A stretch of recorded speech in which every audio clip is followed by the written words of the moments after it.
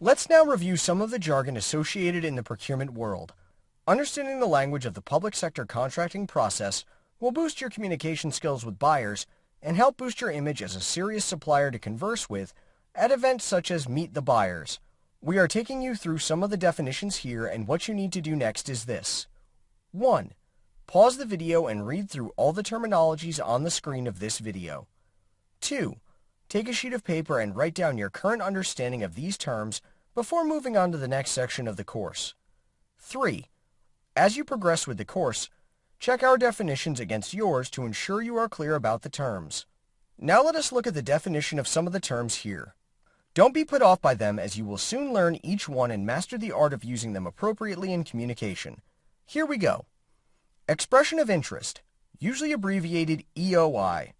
This is the first stage of the tendering process for some public sector organizations. This is the stage where businesses are invited to express an interest using a form that is commonly known as the Pre-Qualification Questionnaire. Pre-Qualification Questionnaire, PQQ, is a list of the questions designed to filter out organizations that are not fit to supply and do not meet the minimum criteria required for the buyer to do business with. It is a tool for gathering invaluable information about how fit a business is to supply a public sector organization as part of its risk management strategy. The information collected will usually represent the minimum required standard for consideration to deliver the services or products.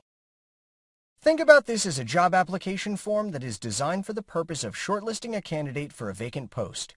Usually an employer would like to be assured that the candidates that are being interviewed or tested are indeed suitable to perform the job.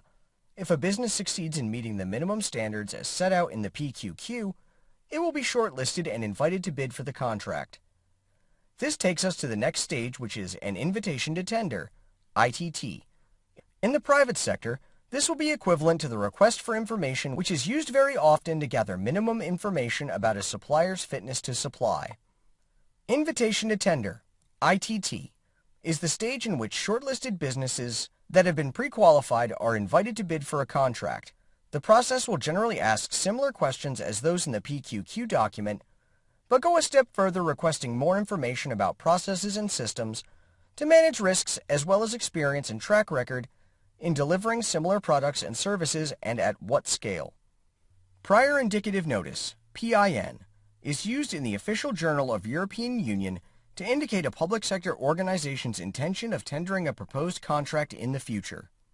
Request for Proposal, RFP, is more often used in the private sector and is similar to the invitation to tender.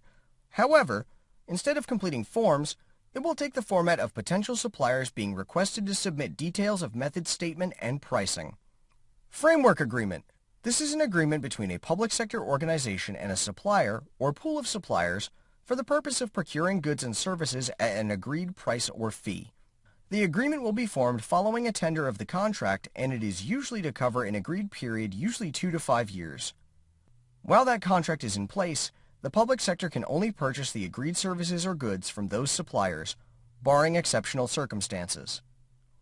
Did you complete the first quiz? Let us repeat the quiz again. What do these terms mean to you? Specification, technical competency, tenders, competitive bidding, framework, request for quote, request for proposal, request for information, supply chain management, service level agreement, key performance indicators, financial viability, resource capacity.